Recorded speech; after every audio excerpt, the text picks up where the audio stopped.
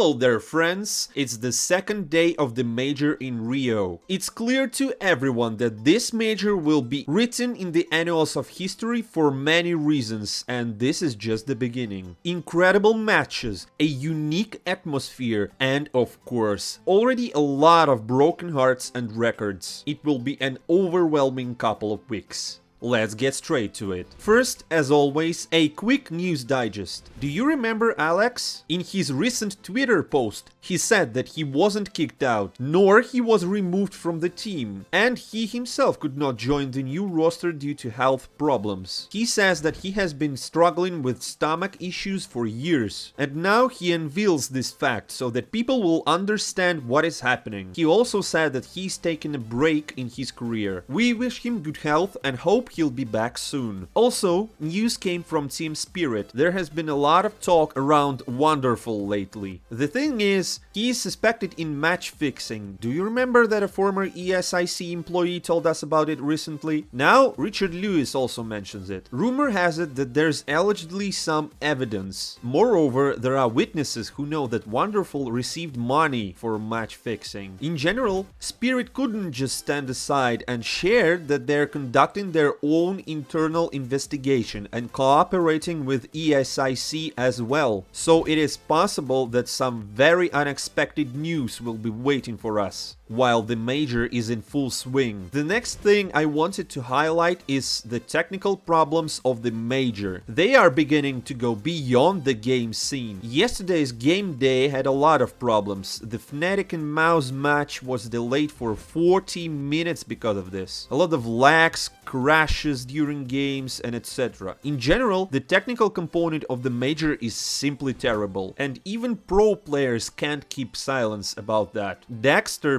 posted a huge piece on Twitter where he went hard on ESL. He personally had problems more than once. Their match was delayed for an hour. All this because everything was lagging and they experienced a lot of crashes. The same thing happened in a game with Furia, but the problems were not that bad anymore. And probably the main reason for this complaint was the case with Shiro, where he froze in the most important round of the game. In general, there is a very detailed post, plus he recorded a video separately. You can watch it in his Telegram channel. ESL, on the other hand, responded by stating that this is an incorrect representation of the real situation. It is not how it looks, and they will talk to him and solve everything personally. It seems to me that if this happens again today, it could result in a huge scandal. How is it possible to have that many technical problems at the main tournament of the year? And the last thing I wanted to mention is that CLOUD9 can face replacements if they do not pass into the Legends stage. This was stated by Overdrive. He says that if that happens, it would be the last tournament for the current lineup. Who do you think should be replaced? Don't forget to share your opinion in the comments below. Friends, today I want to tell you about a decent website,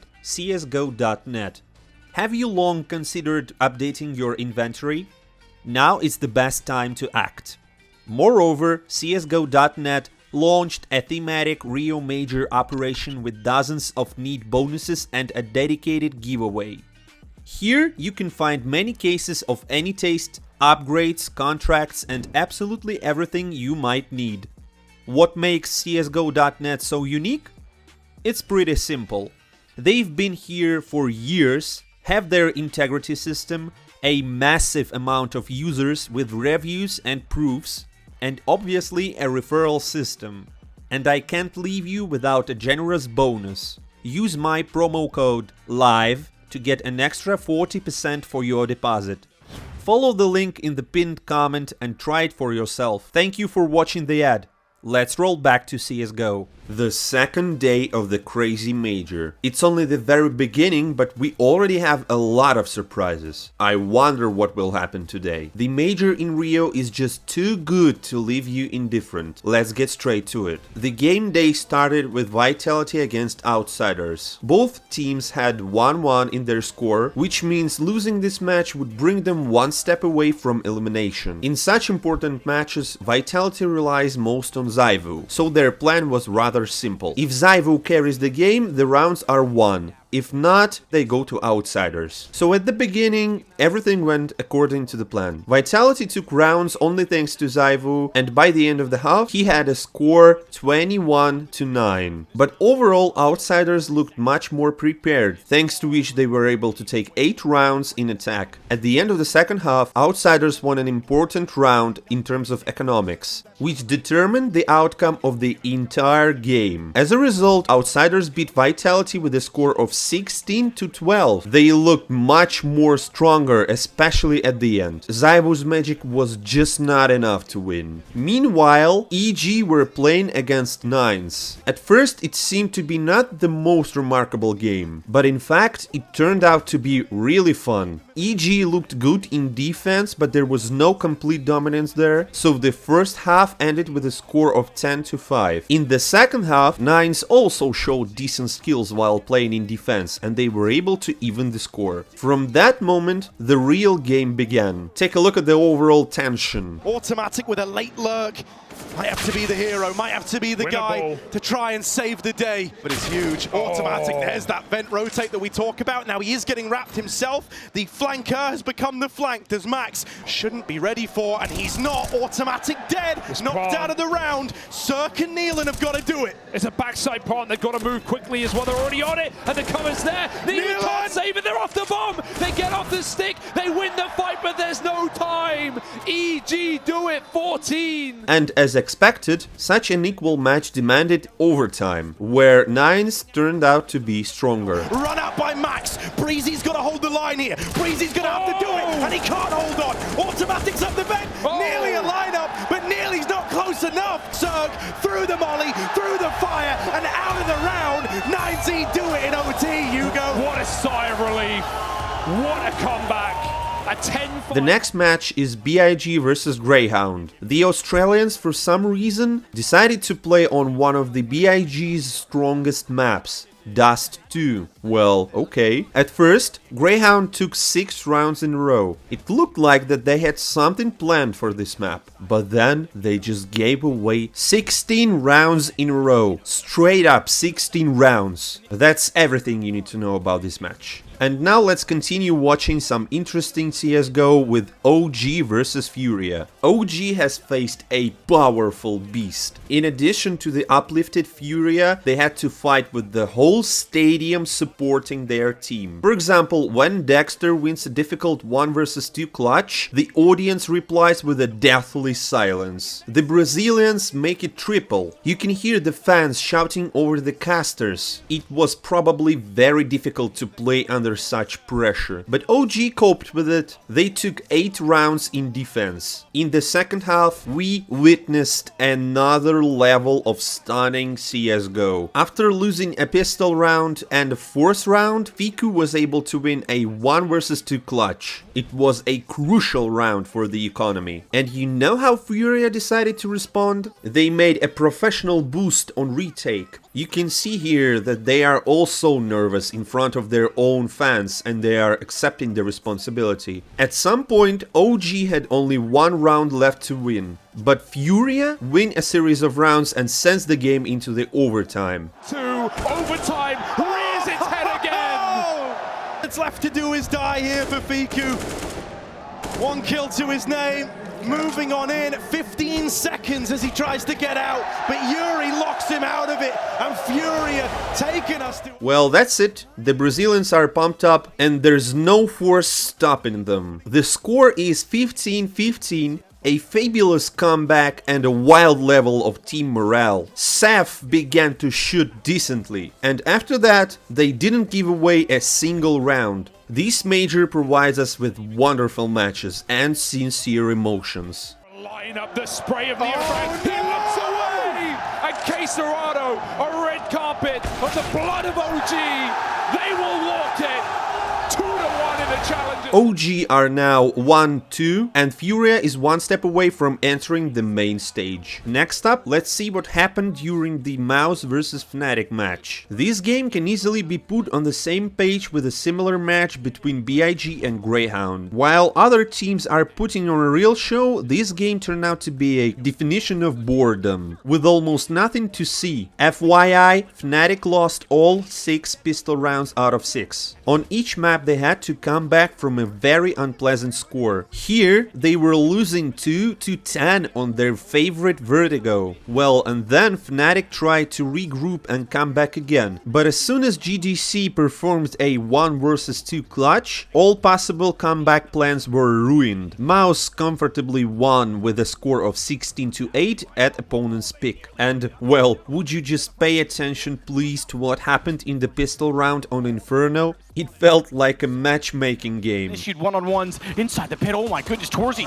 He just goes in, he got both! He got both on the knife! He timed it so well, forget the reload, his teammates did it all, but they are on the defuse. Fasha's still trying to pull him back out, and Torzy can't win that one. No knife, no blade, no bullet. It's Frozen that has to go one-on-one, and Fasha is gonna try to bring a third into this round. However, guys from Mouz faced troubles. Nothing worked for them neither in defense nor in attack. In general, the teams exchanged their picks. But on Ancient, the decisive map, we saw that Mouz regrouped and unleashed their energy. As I said, they won all the pistol rounds, and this time it brought them 8 rounds. As for Fnatic, the only awesome thing the team produced was the crazy 1 vs 3 clutch highlight. Mouz managed to be successful at making important frags in each round and gained more and more advantage. A confident victory. And so this team enters the main stage with a score of 3-0. And later we had a very ordinary game between Bad News Eagles and Gamer Legion. I bet that few of you believed in them before the start of the major, or even that they would play for 3-0, while CLOUD9 could possibly end with 0-3. And the most incredible thing is how hard BNE went on the Acors team. It's just unbelievable. On Ancient, they gave away 1 round during the second half of the game, and on Mirage, everything turned out to happen even easier with 16-7. Honestly, even the guy's reaction after the game was much more interesting than the meeting itself. This is a brilliant opportunity, and they will not let it go. Bad News Eagles. 2 for 2. 2 majors for the squad. 2 trips to the Legend stage secured, energy at an all-time high, and a couple of days off secured from Rio de Janeiro. You can see what it means to this team.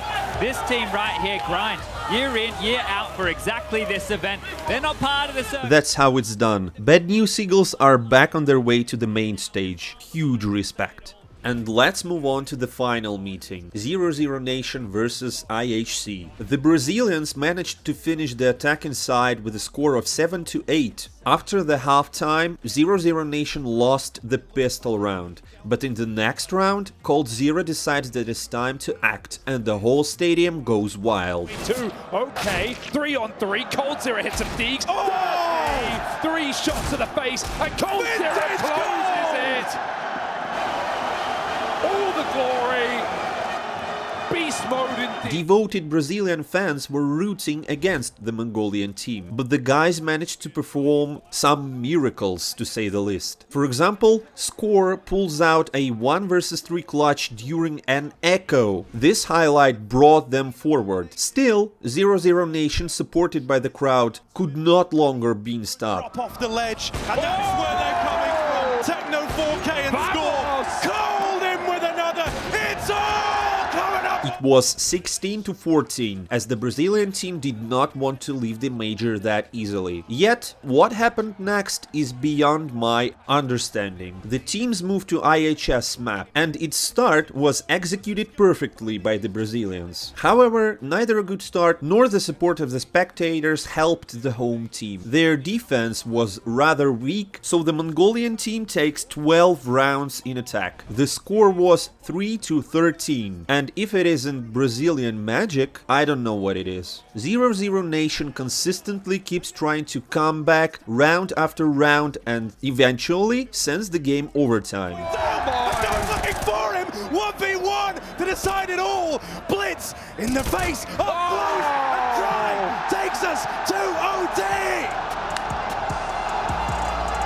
But what's more incredible is how they managed to lose, simply surrendering after such a powerful comeback. The decisive map was Overpass, and the story repeated itself. 0-0 Nation was losing again with a score of 2-12 in attack. IHS were taking the most difficult rounds and were just 2 steps away from winning. Guess what? The Brazilian magic happens again. Here comes an ordinary pistol round and Dumao manages to make an ace. Wow, 2 spectacular back-to-back comebacks for the Brazilian team. With an incredible effort and the support of the fans, 0-0 Nation sent the game into overtime. Again. But Lato having to do the heavy lifting all alone. He's in with 3. Annihilation gone. Brushed aside. Blitz taken out.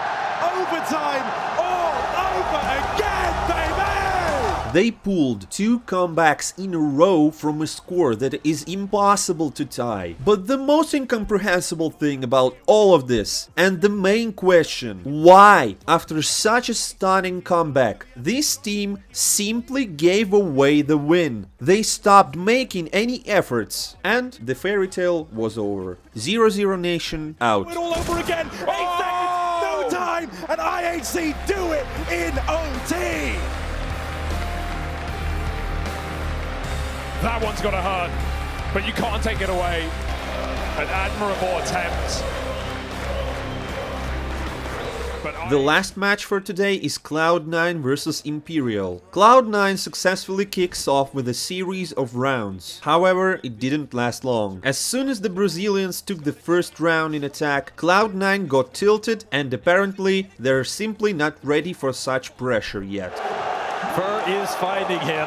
He's doing a great job of it. At first it was 5-0, but then it instantly turned into 7-6, an equal, and Imperial could have gone ahead. Fortunately, Nefani and his team were able to pull themselves together and finish off the first half with a score of 9-6. But then, right from the pistol round, the Brazilians started destroying their opponents round after round. The audience was obviously actively supporting their team, putting even more pressure on Shiro. Looking very good.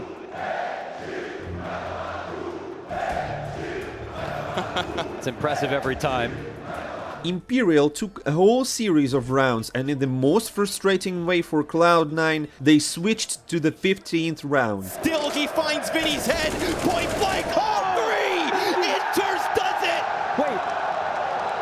Did he get the... The main thing was that Inters was able to somehow take all 3 of them, thereby knocking out the economy of Imperial. And after the first lost round, the Brazilians ran out of money. So this way, CLOUD9 won the rounds number 12, 13 and 14. And in the last round, Exile decides to show his moves and performs a key hat-trick of the meeting, sending his team to overtime. Vinny's got his frag, but Exile's here with another. Now's his chance to shine. Now, right here. And as Vinny closes that gap, time is of the essence. He doesn't have it. No chance. Overtime from CLOUD9.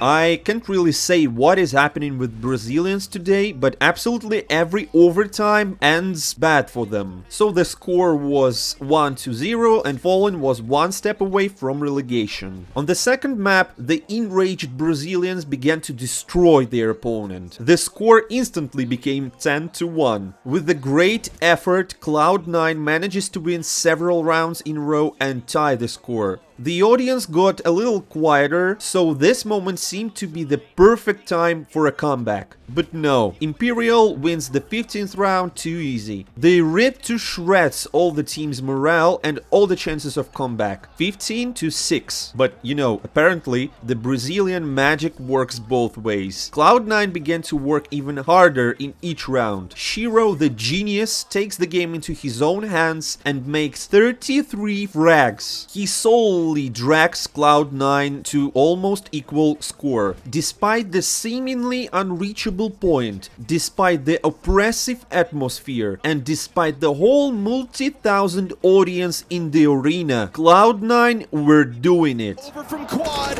he finds it in the smoke, but Shiro, Overtime. Imperial were showing good resistance and even managed to send the game to the second overtime here. However, once Shiro is in rage mode, no one can stop him. And Fallen all the while, he's going to lock down the kill to Inter. Shiro with a chance as he presses in. He saw that burn. Oh! And our old pal Hobbit puts an end to this match. To go for it, and it's Axile up next. CLOUD9 end it.